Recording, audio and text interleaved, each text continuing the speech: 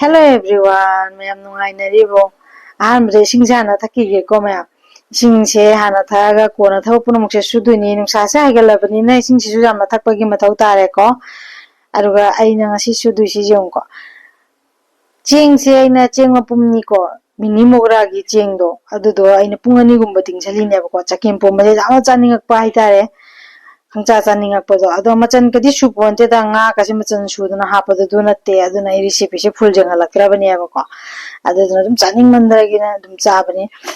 Aduga chakem pombaga se hana thongdokpa loiraga siga cake amasu sagadaba layebako. Anniversary gi cake sidi black haidi sumaina red velvet ki cake sina phajaba heli. Adu anniversary gi cake ama sage mayam jengminasi. Sponge se aina cake sponge se ni nebako ina sembadi adu video siga dema khatang oire jawrise asigi sponge se mathaki magi layer paaba se lauthokraga aina layer ani thokna ka layer mari nebako sponge ani dagi layer mari thokna ka I nebako adu mayam su red velvet cake ki recipe se full recipe pamagadi comments da khanganbiro adu ai share tawjarake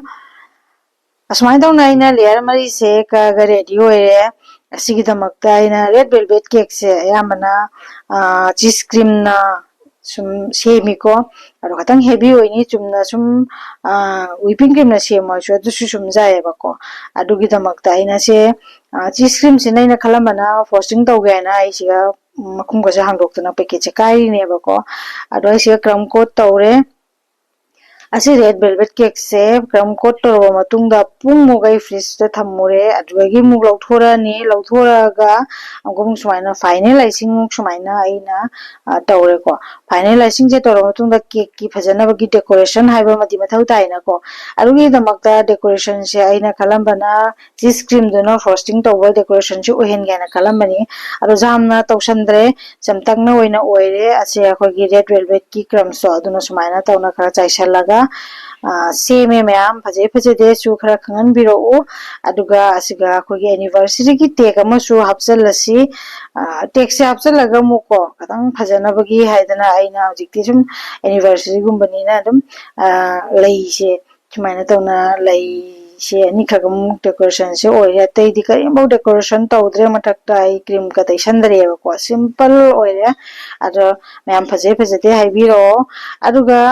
asini ko final look se sumaina tawna ai red velvet cake se sembal oire mayam su anniversary oire di red velvet cake se na cake cutting se tobio aduga asiga muija nupa se laik to hulini bako magi mathangi numit se magi school da last day ID ko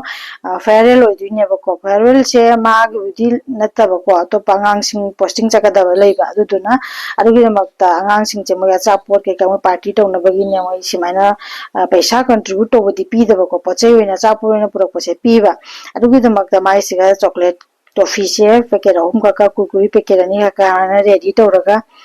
thamme tre du su puduine bako ngang sing sum harau bagini haidana asmain tawna mayam asigi video se macha ama ten tak na tawna sembi bani mayam please like share subscribe tawiramu thank